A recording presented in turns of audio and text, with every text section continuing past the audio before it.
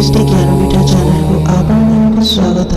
ଯଦି ଆପଣ ପ୍ରଭୁଙ୍କୁ ବିଶ୍ୱାସ କରନ୍ତି ଏବଂ ଭଗବାନଙ୍କୁ ପାଖରେ ନିଜର ଦୁଃଖ ଦୁର୍ଦ୍ଦଶା ଜଣାଇବାକୁ ଚାହୁଁଛନ୍ତି ଏବଂ ଜୀବନଯାପନକୁ ଅତି ସୁଖ ଏବଂ ସୁଦୂର କରିବାକୁ ଚାହୁଁଛନ୍ତି, ତେବେ ଭଗବାନଙ୍କର ଏହି ପବିତ୍ର ଶକ୍ତିଶାଳୀ ମନ୍ତ୍ରଟିକୁ ଶ୍ରବଣ କରନ୍ତୁ, ଯାହାଦ୍ୱାରା ଆପଣଙ୍କ ପରିବାରରେ ସର୍ବଦା ସୁଖ ଶାନ୍ତି ବଜାୟ ରହିବ ଏବଂ ପରିବାରର ସମସ୍ତ ସଦସ୍ୟଙ୍କ ମନ ନିର୍ମଳ ରହିବ ଏବଂ ଆପଣଙ୍କ ଗୃହରେ ମା ଲକ୍ଷ୍ମୀଙ୍କର ବାସ ହେବ।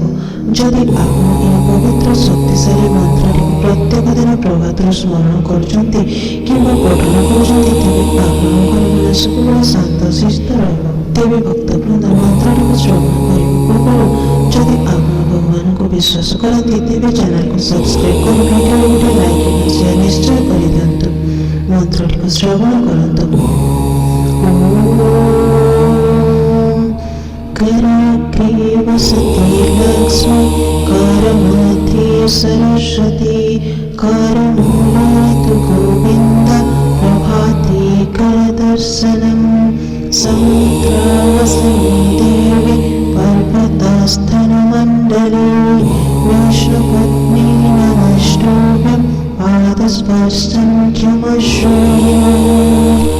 भक्तवृन्द, ଏହି ମନ୍ତ୍ରଟିର ପ୍ରକୃତ ଅର୍ଥ ହେଲା ହାତର ଅଗ୍ରଭାଗରେ ଲକ୍ଷ୍ମୀ, ମଧ୍ୟରେ ସରସ୍ୱତୀ ଓ ମୂଳରେ ଗୋବିନ୍ଦ ଅବସ୍ଥାନ କରନ୍ତି। ଶଯ୍ୟା ତ୍ୟାଗ କରି ଦୁଇ ହାତର ପାପୁଲିକୁ ଚାହିଁ ଉପରୋକ୍ତ ମନ୍ତ୍ର ପାଠ କଲେ ସାକ୍ଷାତ ଲକ୍ଷ୍ମୀ ସରସ୍ୱତୀ ଜଗତକର୍ତ୍ତା ଶ୍ରୀ ଗୋବିନ୍ଦଙ୍କର ଦର୍ଶନ ଲାଭ ହୋଇଥାଏ ଓ ସାରା ଦିନର କାର୍ଯ୍ୟ ଶୁଭ ହୋଇଥାଏ।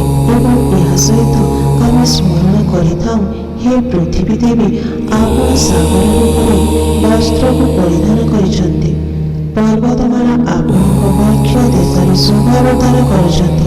ହେ ବିଷ୍ଣୁଙ୍କ ଘରଣୀ ଧରିତ୍ରୀ ମାତା, ଆପଣଙ୍କ ଶରୀର ଉପରେ ମୂଳ ପାଦ ରହୁଥିବାରୁ କୃପା କରି ଆପଣ ମୋତେ କ୍ଷମା ଦେବେ। ଏହା ଭାବି ଆମେ ଏହି ମନ୍ତ୍ରଟିକୁ ପ୍ରତ୍ୟେକ ଦିନ 7 ଥର ଶ୍ରବଣ କରିବା ଉଚିତ।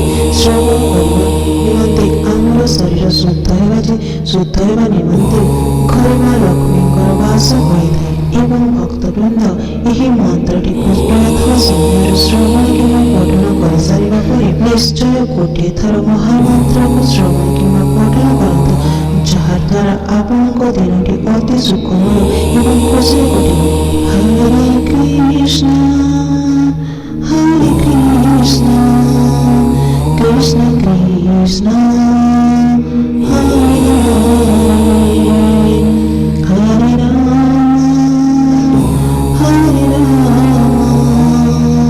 ରାମ ରାମ ହରେ हरे। शांति शांति।